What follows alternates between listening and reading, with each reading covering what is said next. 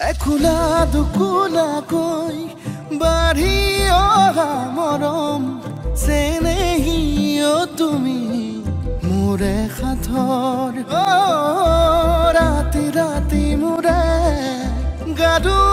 শীতান কোমলকৈ আগুলিৰ উমাল পৰশ